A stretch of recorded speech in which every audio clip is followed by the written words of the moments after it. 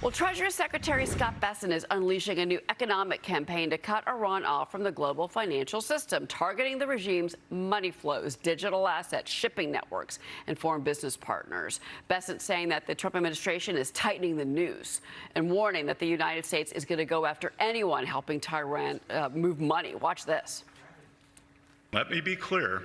Any entity that facilitates money laundering on behalf of Iran will be removed from the U.S. dollar system.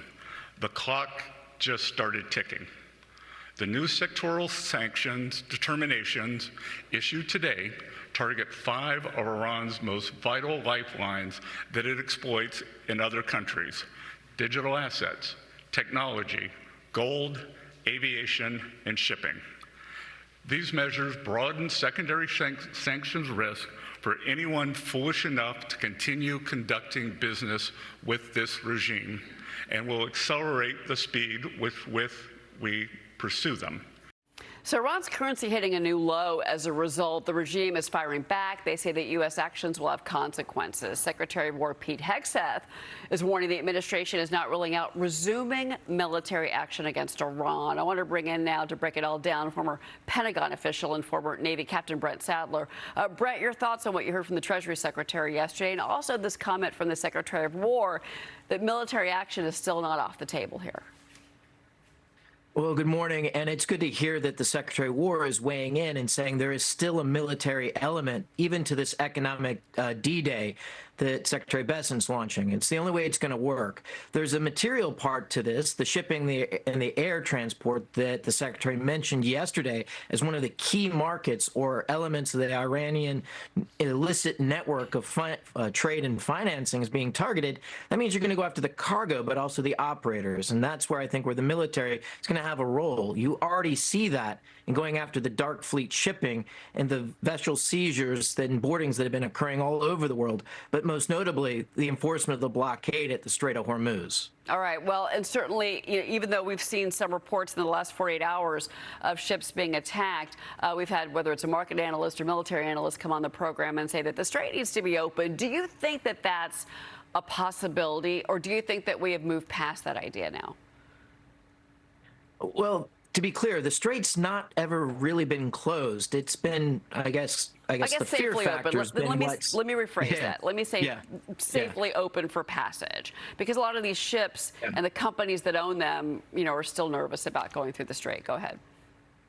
Absolutely. And I think less and less will it matter as the energy markets and shipping markets adjust.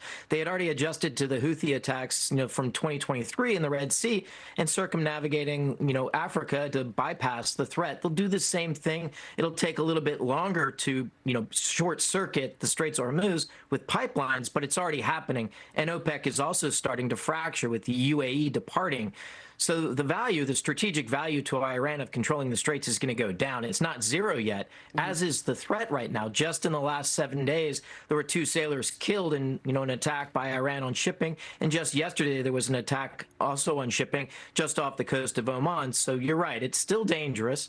Ships are transiting, but the markets are adjusting. And the real question is, will the pain that Secretary Bessent's able to bring to bear be fast enough and sharp enough to really start to break the regime and Tehran's control of their people? Yeah, well, I've got Don Peebles on set with me. And Don, you've made the argument twice this morning that you don't think that any of this is enough. No, I think that we have to continue to explore military action. I think that we have to force Iran to change their ways, and it's not going to be done with economic sanctions. We have to be stronger on our military action, and we have to make sure that we send this message that we're not walking away, that we're going to see it through. And I'm concerned right now that the economic sanctions and that approach is signaling to them that we're stepping back from military action. And I'm glad the Secretary of War indicated that he did not rule out further military action. No, it's a fair point. And, Brett, we've also got the situation happening with South Korea, North Korea. So, the Marines did cancel military exercises with South Korea. They said that there was a shortage of U.S. forces because they're tied up in the Iran war. And the Navy is moving carriers and other assets out of the Indo-Pacific to now support these operations against Iran. You've warned before that the Navy's already stretched too thin. You have pointed out that the USS Abraham Lincoln, that extended deployment, was a warning sign. The administration has said that they're confident in the health and safety and the frankly mental wellness of these sailors on the Lincoln, but at the same time, and I do believe I saw news this morning that they are hitting a port, so they're going to be able to finally resupply, etc. But your thoughts again, especially with your history with the Navy, your service, sir. Yeah, no, I've lived this myself for many years. In the 90s, when we were defunding and shrinking, part of the peace dividend, and also in my last few years in the Navy, and it's something I've been advocating for since 2020 when I retired, that the only way we're going to address this wearing out of the ships with excessive deployments, excessively long deployments, and wearing out our sailors, a lot of the burdens on their back is we need to grow the Navy to what's appropriate to the threat, not to just simply what the budgets preferentially will support.